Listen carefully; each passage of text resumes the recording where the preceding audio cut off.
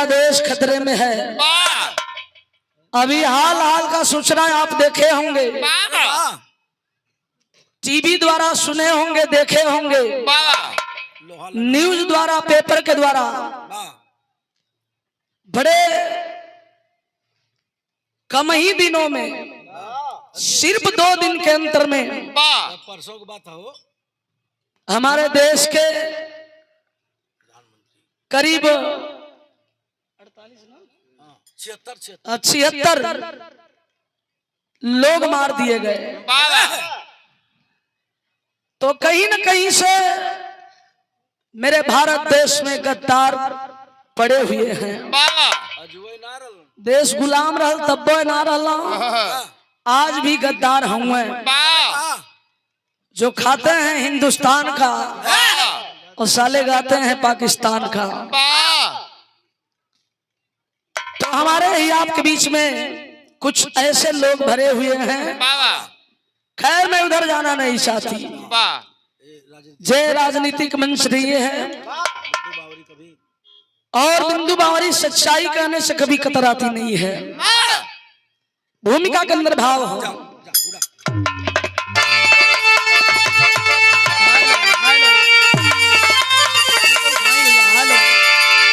Hello hello तनिक उठा दें भैया। Hello hello hello hello hello चला सटक होई और कोनो बात ना।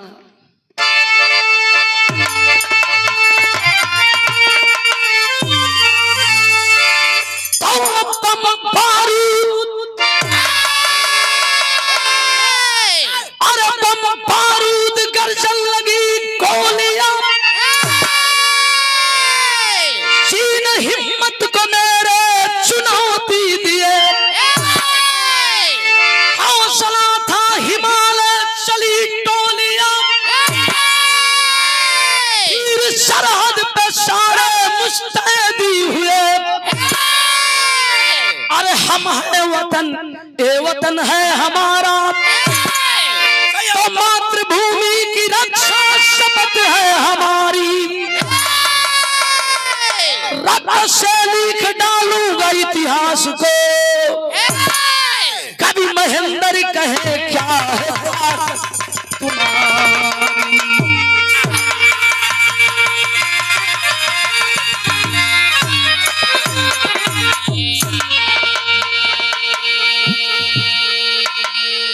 रक्त से लिख डालूंगा इतिहास को, कभी महेंद्र कहे क्या है ताकत तुम्हारी। एक लाइन गजल का संकेत है बाबू।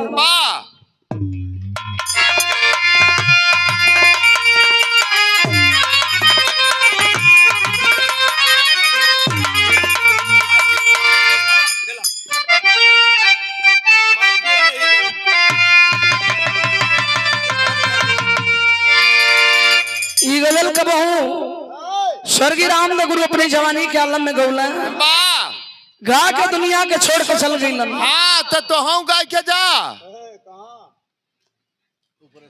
ये ऊपर से करिया ना 1.5 हाथ भीतर से हुआ मारा फाड़ जी। तू कैसे जानला? एक दिन पोखरी में नहात रहला, तो पोखरी में बिना वस्त्र के नहा? हां गड़ खुल्ला नहा। होश में बच्ची। हमरे पार्टी में का लोग ऐसा ना हुआ कि उनकर शकल अगर कायदे से देख ला तो भोजन भी आने नसीब ना हो।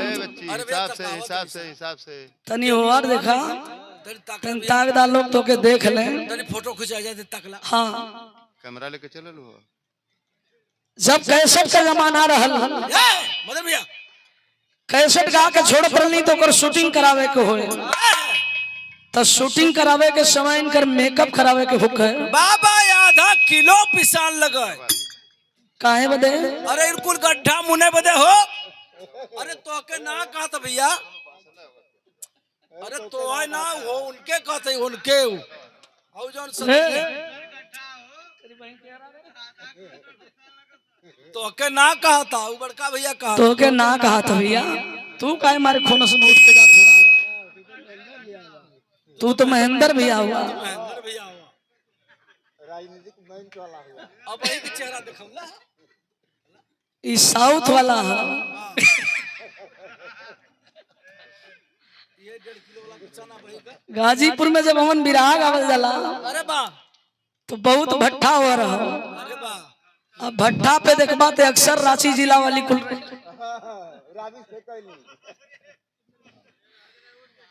जब इनके देखेली कुल तो बड़ा खुश होली सो। बच्ची होश में। हाँ सोचेली सो कि हमना के क्षेत्र वाला हो। अरे वाह, हम कही भैया के धर के ले न जाए सो। गजल का आइन हो कैसे अरे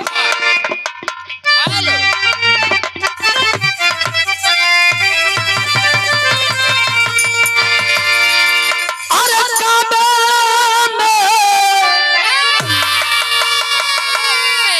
अरे तो काबे में तेरा जलवा काशी में नजारा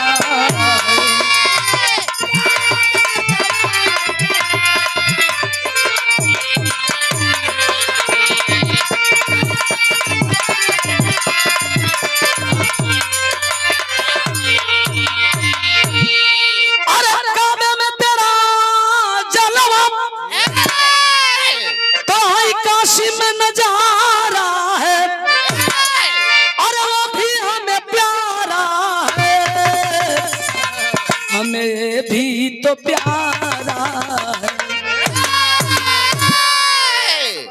दो लाइन भाव दियल गल भैया भैया ये अपने आप डाउन हो सका है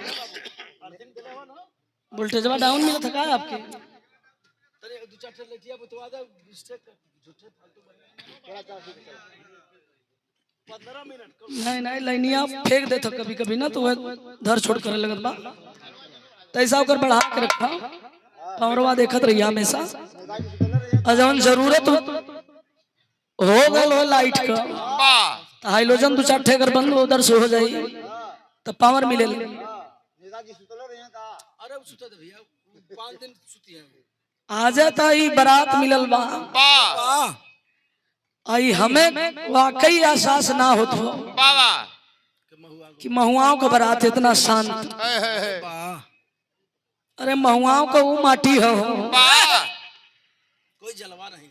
रुपया के बौछार होले वो धरती पर ये बड़का बड़का नेता एकदम कुर्ता लेकिन जितना बाराती लोग आयल हुआ वाह, जाना था कि 2 किलोमीटर दूरी से दूर पुज्जा लगल है।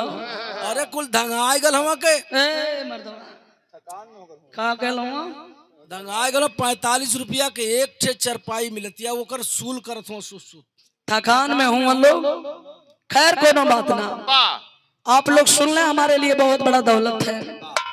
विराट अंदर भाव है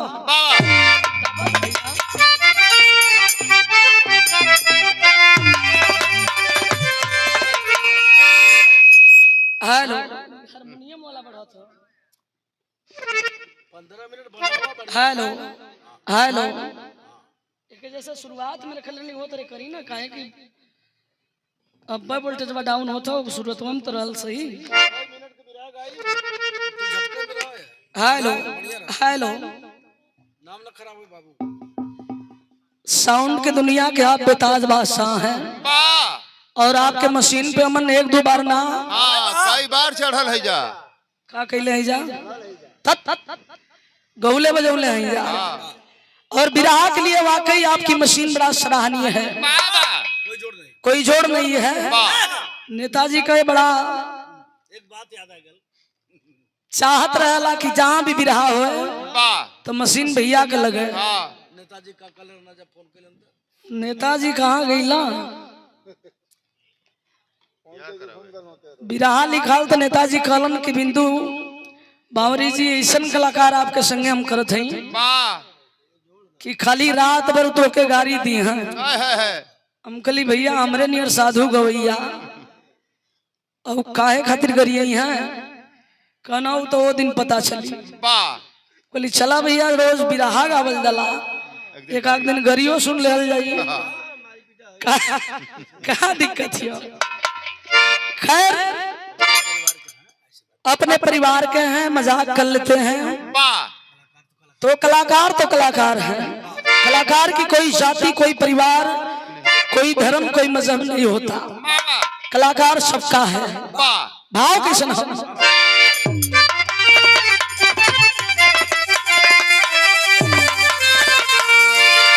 अरे काम आए,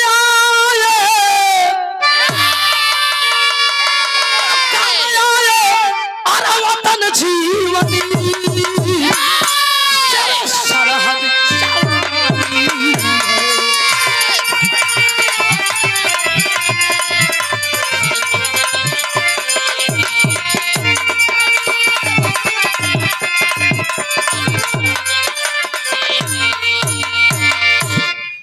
अरे काम आए वतन जीवन तो सरहद जवानी है, लड़ करके अमर हो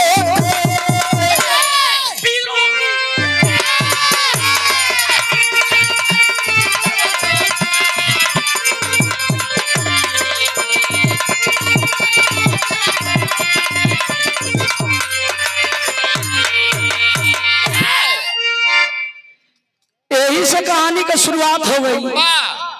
हल्का सा स्वर्गीय बुल्लू उस्ताद का झलक रहा मास्टर। तनी आवाज तो।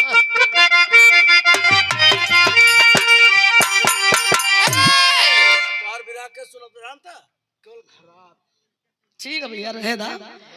स्वर्गीय बुल्लू उस्ताद बड़ा एक लचका के गाँव है, पीस के गाँव है। कैसे ओरिजिनल होखा मुगलों से लड़के गोरे लंदन का ध्वजा फहराया,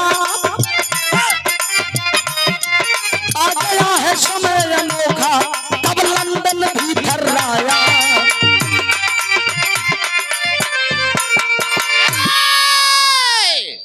एक लाइन और गावा। भारत को मिली आजादी, खुशियों में जनता गाई, हंस रहे थे दादा दादी, एक यशगुन घड़ी है आई।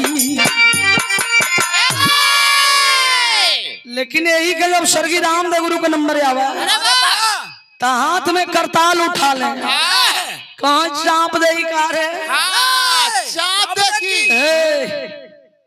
खरिया होश में। ये मौके की बात नहीं हो। एक उस्ताद गाँव तो तनी उठा के गाँव है, तनी उठा के देता। अब देखा पगल तो उठा के हारमोनियमा देथु हम कपड़ा पे धक बजाई, पत्ती से आवाज पत्ती से उठा के आवाज मंगली है। वाह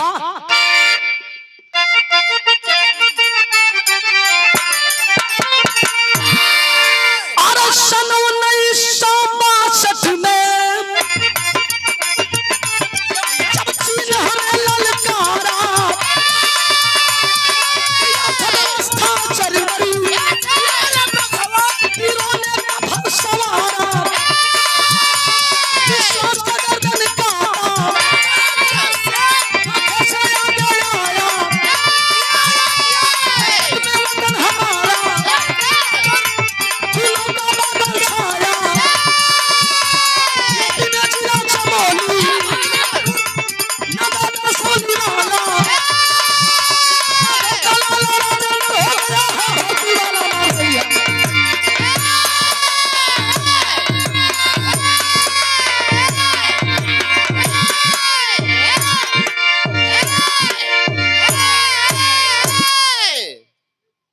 बा मालिक शेर हुआ जे तो है सवा सर बुझे ओकर भूल है, ओकर भूल है। सलीना पूजा ले वाला इतवान से के पूछा था साधु उस्ताद का तीसरा चला हूँ। सलीना लेता कि छमाही लेता ही जाने ले भैया हो। तनी बात समझ लेंगे। यूपी में जिला चमोली, जिला चमोली के अंतर्गत एक छोटा गांव जो गांव का नाम दसोली, और दसोली का रहे वाला बड़ा गरीब आदमी रहलन, लेकिन नाम बहुत रहल, जेकर नाम राघव पाल। पाल परिवार का होनहार चिराग था। एक औलाद मालिक दिले रहलन, एक बेटा जौनी बेटा के नाम राजेंद्र पाल, पढ़े लिखे में बड़ा ब्रिलियंट रहल, हाई स्कूल पास किया है, इंटर पास किया। तो वो समय का हाई स्कूल मायने रखा है। कक्षा 5 का प्रिंसिपल भल हो, कक्षा 5 का पढ़ के। सही बात है, उस जमाना रहल। धीरे धीरे धीरे धीरे पले लगल, बढ़े लगल, जब जवान भइल मेहनत जारी कर दिया, दौड़ लगावे लगल। एक दिन खबर मिलल खुली भर्ती फौजियों की चल रही है। बाबू से कल की बाबू भर्तियां देखे जाई का। बाबू पुरान आदमी गांव का डांटे लगल, कला रे पगला, पागल भइल बाड़े, भर्ती देखे ऊ जाला रे जेकर लगे 10 लाख 5 लाख 4 लाख रुपया होला। हमारा औकात 2000 के बराबर नहीं है। तू भर्ती के ख्वाब देखे लगले। कल बाबू भर्ती होके ना जाते, देखे जाते। कल देखे जेबे तो चल जाओ। गया है साथियों के साथ में, लेकिन सीने के अंदर जज्बात थी, जुनून था। भीड़ में घुसा, लाखों बच्चों की तांता लगी है, सारे बच्चे लाइन में खड़े हैं। ठेलते ठेलते धीरे धीरे भीड़ में पहुंच गया, खड़ा हो गया। 2 मिनट ना बीतल, भिसरी बज गई, दौड़ जारी करा दिया गया। गरीब का बेटा लगल दौड़ा है तो 1 नंबर दौड़ में ऊंची कूद, लंबी कूद, रस्से पे चढ़ना, जितनी भी प्रक्रिया कराई गई सारे प्रक्रियाओं में 1 नंबर आता रहा। कहले का मतलब खुली फौज की भर्ती में बहाल हो गया। जब माई बाबू सुन रहे तब बुझाता खुशी में लोग चौआ पे चलत हम। कुछ दिन बेटा घरे रहल, चल गए ट्रेनिंग पे, ट्रेनिंग समाप्त किया, घर आया। बड़े धूमधाम से एक गरीब परिवार की लड़की देख के शादी का रिश्ता तय हो गई। और जब बारात सच के चले ले मास्टर तो मतारी बहन गीत गावेली। यहाँ तर्ज बड़ा नीमन लगा था।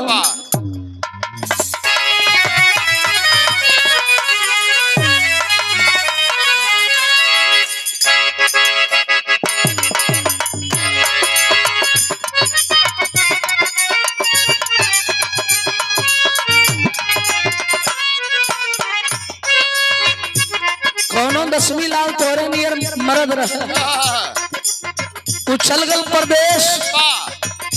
4-6 महीना जब ना आया, एक दिन दुल्हन फोन कैलस, खोनस में गुस्सा में कह दिया का जाइए दोगला, दोगला का खानदान तोरे जवानी में माटी लागो, तू कोनो काम के मर्द ना हुआ। वही फोनवा पे रहल, सुनावत रहल, का बोले रहल,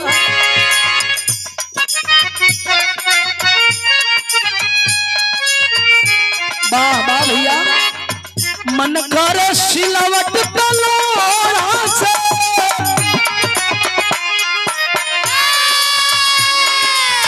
मन करे सिलवट तलोरा से, कुछ दी जवानी रे जवानी।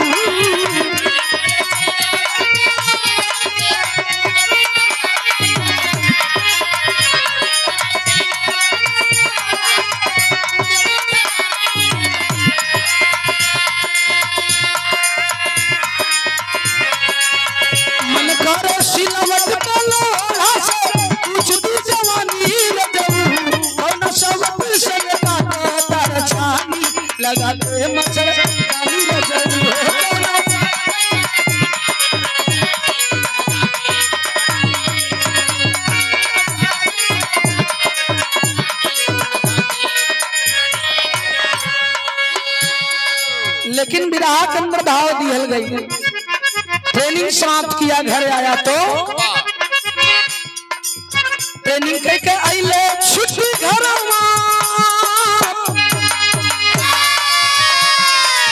ट्रेनिंग करके आइले छुट्टी घर,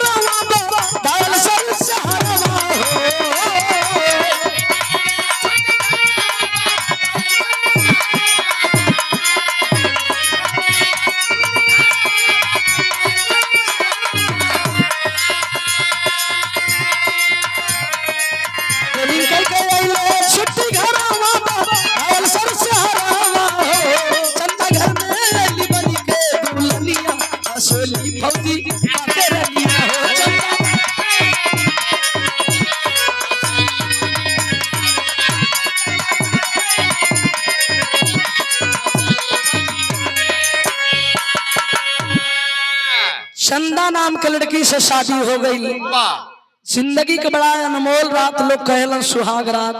वाह पति पत्नी के बीच वार्ता भइल, सरहदे हिंद से तार आया। वाह घड़ी रात करीब 1:30 बजावत हो, फोन की घंटी घन घन आ गई। दौड़कर जवान स्वीकार किया, सैल्यूट लगाया, जय हिंद सर, जय हिंद। जय हिंद बेटे। वाह शादी हो गई बेटे?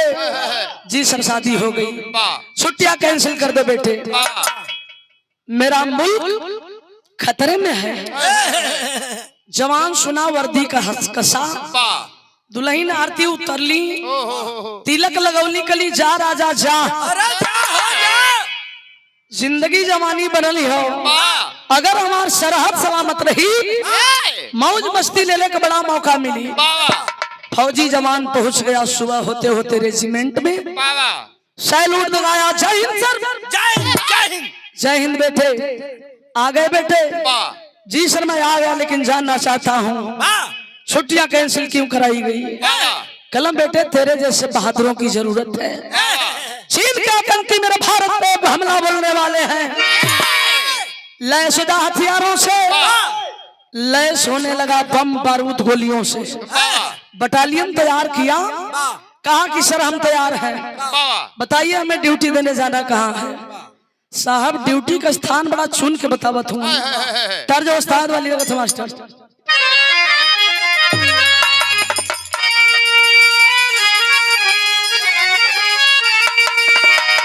स्वर्गीय रामदेव गुरु गाँव है। कैसे?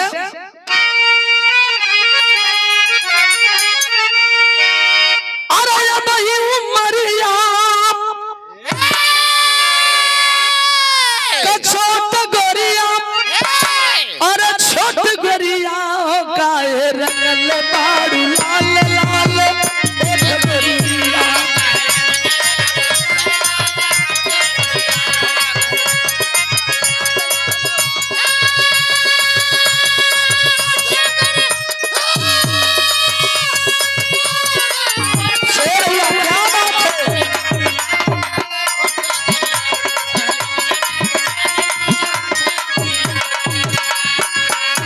लेकिन भाव दिया गया, अरे 3 सेक्टर पे हमला बोली, अरे चीनी टोलिया, अरे चीनी टोलिया हो पापी सुनवा पे सन चलावे गोलियां।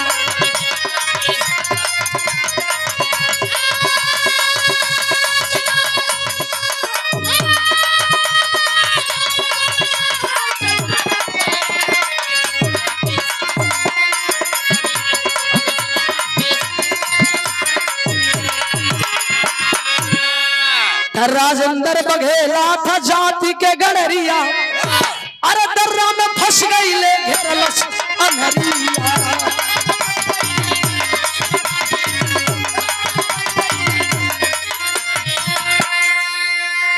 अरे फहरा के तिरंगे बोले, इनकलाबी बोलिया, इनकलाबी बोलिया, चला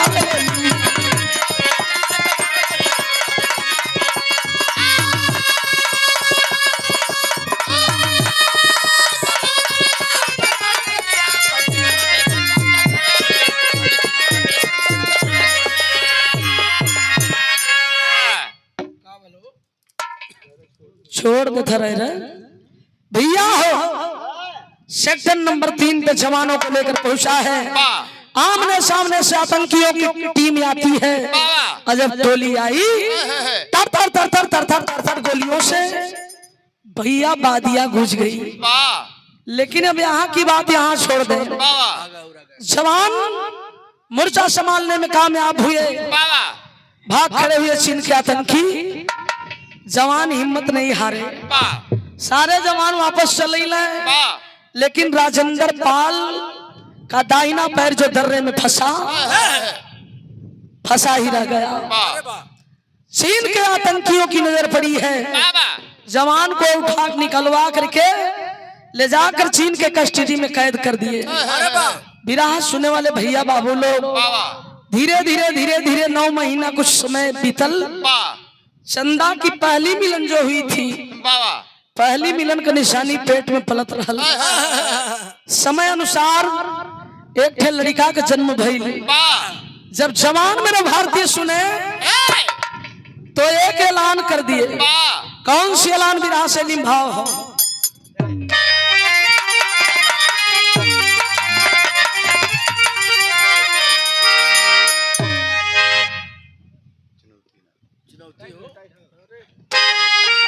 अरे चुनौती ना सहाई हमसे,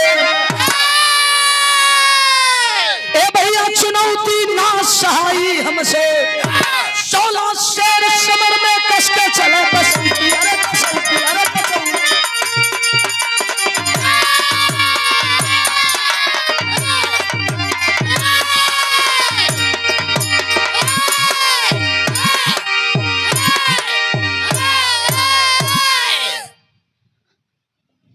मने के मेरी नसीब खराब का हो, तले पुरुआ चल लगल था तबले पछुआ चलत रहल है। अच्छा तो ये हवा बहले कभी गारंटी नहीं है, कब टिप टिप आवे लगी है। हवा के बाद बड़ा ठंडा हवा आवत बा। हाँ, चुनौती ना सहाई हमसे, 16 शेर समर में कस के चले कसौटी। लड़का धीरे धीरे पले लगल, बढ़े लगल। भैया जंगल में लगी आग जैसे खबर आई, राजेंद्र पाल देश के हित में शहीद हो गया। अब तो बाबा के दिल में जुनून हो गई, अपने पौत्र के अपने पोते के फौजी जवान बनाई। रुपया पैसा लगा के फौज की भर्ती में बहाली करवा दी। और जब ट्रेनिंग समाप्त किया तो पहली पोस्टिंग मुन्ने की हुई कहाँ? विराह के आखिरी गीत हमारे लगा था मास्टर चल रही हम भाव।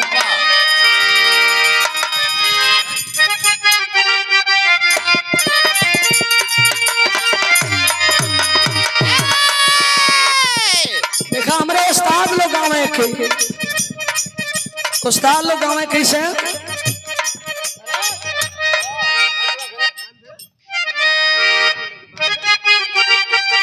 किनिन करबो हर तक हर के देखत हुए।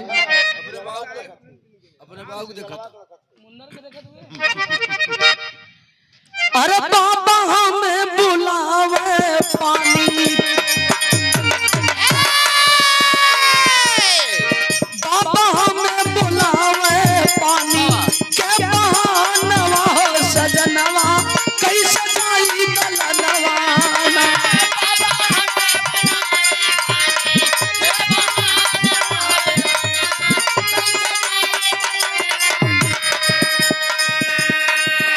लेकिन विराह में भाव लगा था मास्टर, तरी चढ़ी विराह। जवान चला तो भाव दिया गया। काली ठोक के करे माई, काली ठोक के करे माई, काला न हो जनवा, शर्मा दे खनवा।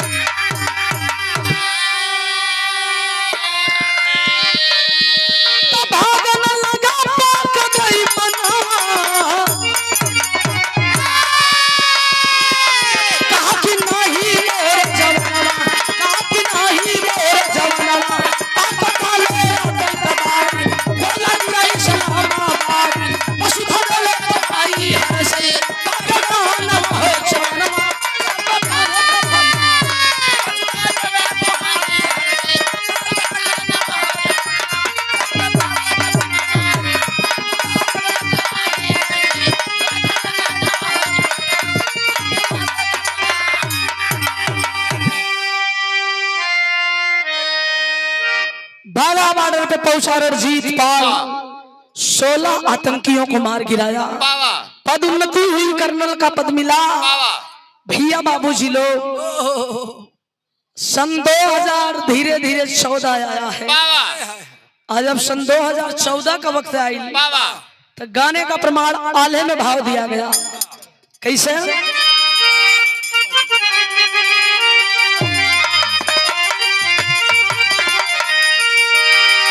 इसमें हाल हाल में वो आला का हम शुरुआत कैले हैं। जम्मू से गा के आवत रही हमें जाए कर लखनऊ। और लखनऊ जब स्टेशन पे उतरली तो प्लेटफार्म पे दृश्य दिखली। एक बुजुर्ग आदमी जात का नट था, गमछा बिछा के वही प्लेटफार्म पे भैया और ढोलक बजाए के अपनी जिंदगी का दुखड़ा गावे। वो दुख भरी कहानी जे भी सुना वो करी एक बार कलेजा कांप जाए। वो का गावे, कैसे गावे मास्टर?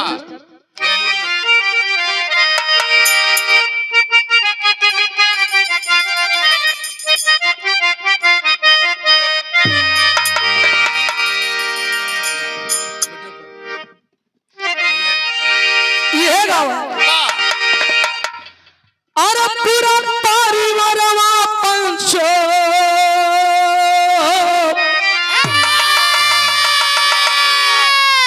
ढोलकिए बजियत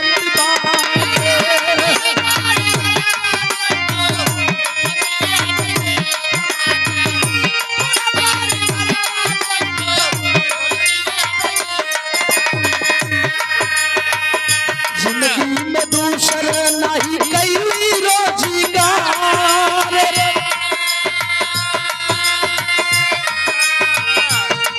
अरे खालो कदुलई मरदू अरिये बचाकत बाटी।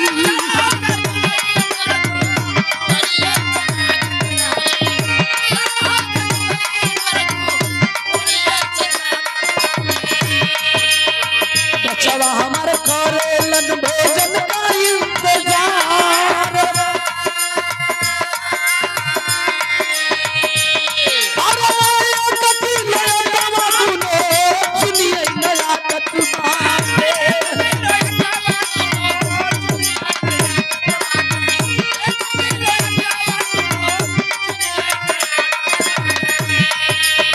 कैसे कैसे बचवा हमारे करेलन आहार। अरे हाय हो बसैया कैसा दिहला गईबिया।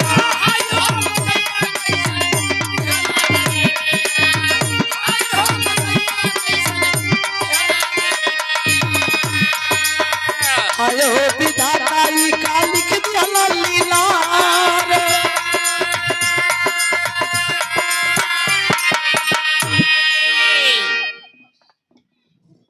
यही अल्लाह गावे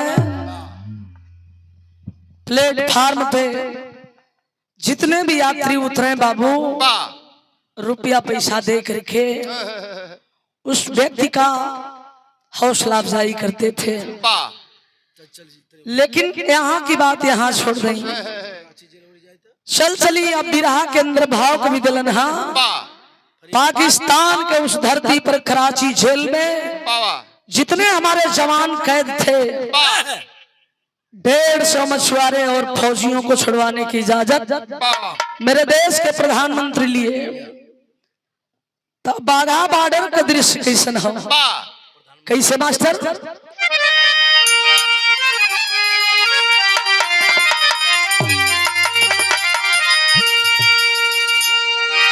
अरे अखियां निकाल काटे ये हाथ पौआ के।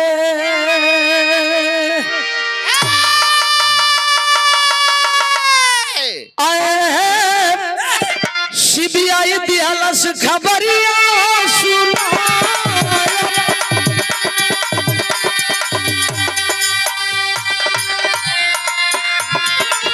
सीबीआई दिहलस खबरिया सुना।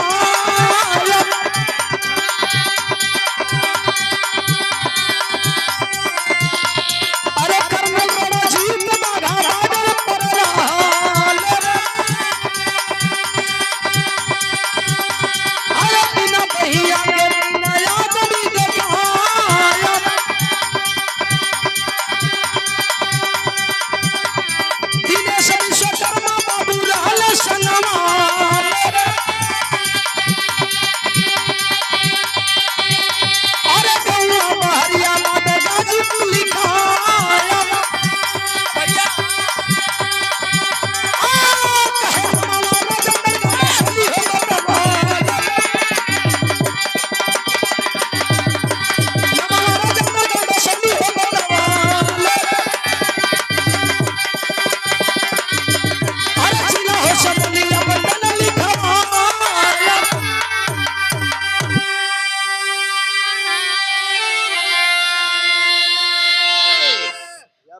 उसी बाघा बॉर्डर पे कर्नल रणजीत पाल वाह 2 सिपाहियों को लेकर सारे लोगों का बायोडाटा बना रहे थे। वाह कौन मछुआरा है, कौन फौजी है। वाह पाकिस्तान के उस मुल्क पे जब नजर गई, 2 व्यक्ति जल्दी जल्दी चलते आ रहे थे। वाह कर्नल को सोचने विचारने में जो वक्त लगा, तब तक तो दोनों व्यक्ति बॉर्डर क्रॉस कर गए।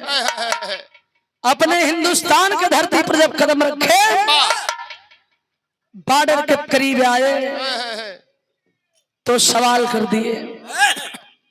सिपाही ने बोला, भैया आपका क्या नाम है, कहाँ के रहने वाले हैं, फौजी हैं या मछुआरे हैं।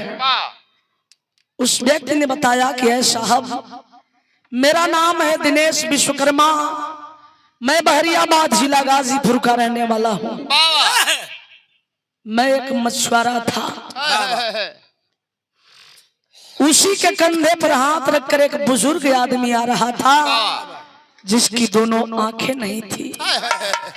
बड़ा बाल, बड़ी बड़ी दाढ़ी, बड़े बड़े मूंछ, पक गया है बाल। कंधे पे हाथ रख के जमीन टटोलत आवत रहलन। उस व्यक्ति से पूछा सिपाही, बाबा आपका क्या नाम है बाबा, आप कहाँ के रहने वाले हैं। उस व्यक्ति ने हाथ जोड़ा, आंख से दिखाई नहीं दे रहा। कहा कि बाबू मेरा नाम जानना चाहते हैं साहब, मेरा नाम है राजेंद्र पाल, मैं जिला चमोली गांव दसोली का रहने वाला हूँ। 62 का एक फौजी जवान रहा साहब। और जब इतना ही बात कर्नल सुने, उछल पड़े चेयर से नीचे, कुर्सी के बगल में हटा के गईलन वो बूढ़ आदमी, बुजुर्ग आदमी के पास। कलन की बाबा क्या आप बताए जिला चमोली गांव दसोली के रहने वाले हैं।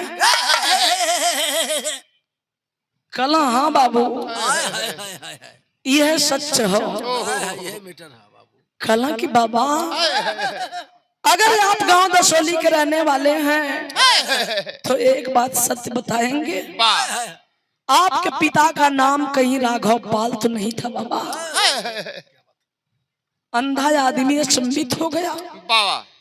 कहा बाबू मेरे पिता का नाम राघव पाल था, लेकिन आप हैं कौन। कलम बाबा मैं बता दूंगा, लेकिन उससे पहले एक मेरा और सवाल है, और ये लास्ट सवाल है बाबा, इसके बाद मैं कोई सवाल आपसे नहीं करूंगा। कला क्या भैया। कलम की बाबा आपके धर्म पत्नी का नाम कहीं चंदा पाल तो नहीं था। कला हाँ भैया, मेरे पत्नी का नाम चंदा पाल ही था, लेकिन आप हैं कौन। तब तो मालूम पड़े कि कर्नल के पैरों तले जमी खिसक गई। दौड़ के रणजीत पाल अपने पिता के भरा कवारी दबोच ली। झरझर झरझर रोवे लगला। कलंक की बाबू हमारी गलती के क्षमा कर दा। हर जौने पिता के दर्शन खातिर ता जिंदगी आंख तरसत रह गई। जब से पैदा भइली सिर्फ माई का प्यार मिलल, पिता के दर्शन ना मिलल। आज उस पिता को मैं बाबा कहकर बुला रहा हूँ। दोनों बाप बेटे एक दूसरे के गले से गले लगा के रोवत हुए, लेकिन कर्नल का दिमाग ठनक गई।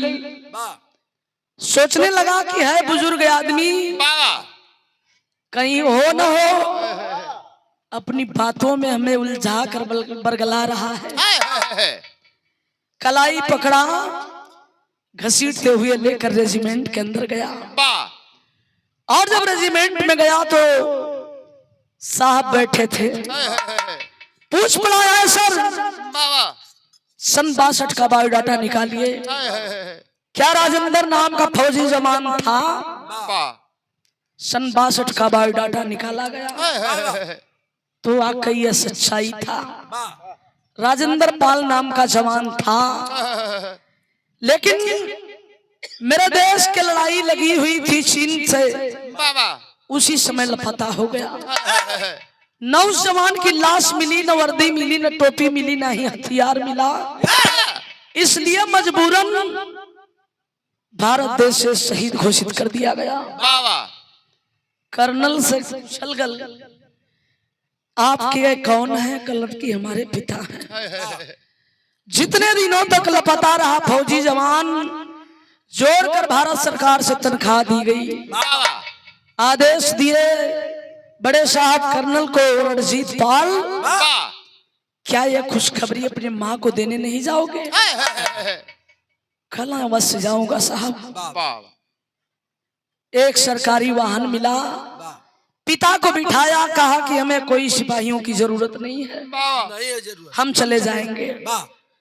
जब रास्ते में आया तो माई के पास फोन कैला, हेलो माई, हम तो मुन्ना रणजीत बोलत हैं। कहाँ हुए रे बाबू, कैसे हुए? कल माई हाल चाल पूछले, बतौले का टाइम नहीं हो। बस हमारी बात ध्यान से सुना, जितनी जल्दी हो सके दिल्ली वाली ट्रेन पकड़ ला और दिल्ली चले आवा। काहे रे पगला? दिल्ली आके केहू से पूछ लियो कि बेस हॉस्पिटल जाए के हो, वही बेस हॉस्पिटल हम तुम्हारे इंतजार करब, वेट करब। आनंद फानंद में घबरा गई माँ, तब तक बेटा फोन काटा, स्विच ऑफ कर दिया। घबरा के ट्रेन पकड़ निकल गई दिल्ली। स्टेशन पे उतरल, बाहर निकलल एक ठे ऑटो वाला, ऑटो लगा के खड़ा है। कल कि भैया हमें बेस हॉस्पिटल छोड़ देबा का? कला हम आई बैठ जा। बेस हॉस्पिटल के सामने ले जाकर लगे रोड पे उतार दिया। कहा कि माँ, बेस हॉस्पिटल कोई छोटा मोटा हॉस्पिटल नहीं है। अगर फौजियों के लिए कोई हॉस्पिटल है तो वह है बेस हॉस्पिटल, जो दिल्ली के धरती पे कार्यरत है। भागल दौड़ल माई गेट के तरफ चलल बा। जब मुन्ना का नजर पड़ल माई के ऊपर तो एक बात कह दिया। कौन सी बात कहा बाबू? विरह का आखिरी भाव हो।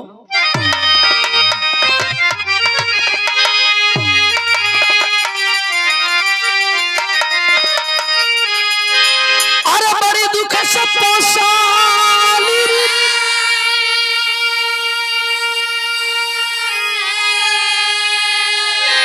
अरे मतारी सजली, खेवा विधवा बने उमरिया मतारी पगाली।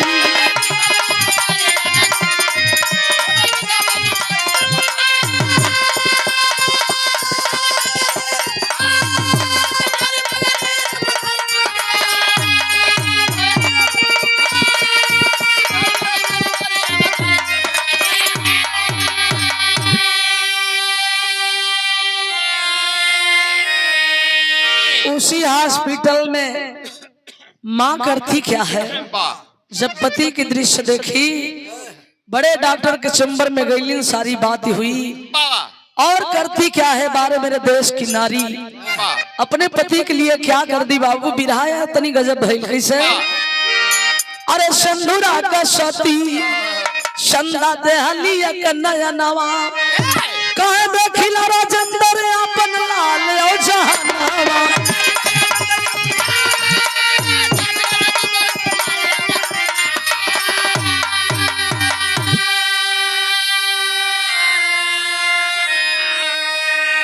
अरे उतारे आरती भारती मतारी सजली,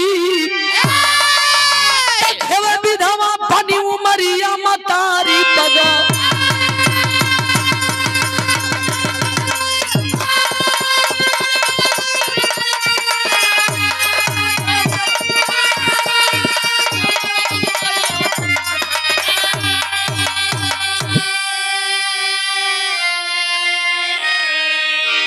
अपनी दाहिनी आंख अपनी पति को लगवाई।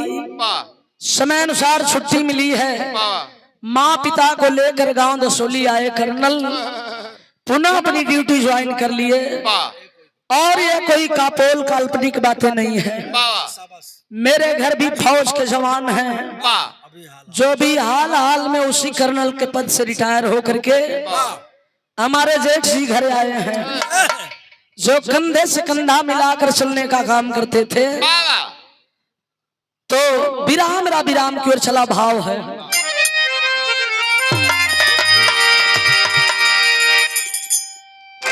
स्वर्गीय रामदेव गुरु बोला कैसे, अरे गुरु बिहारी गुरु गणेश गुरु महेंद्र कवि के लीला, अरे धवल चंद्रिका रामदेव का जोड़ कोई न मिला, अरे चुनौती ना सहाई हमसे, भैया चुनौती ना सहाई हमसे, बिंदु सी प्रसाद बिरा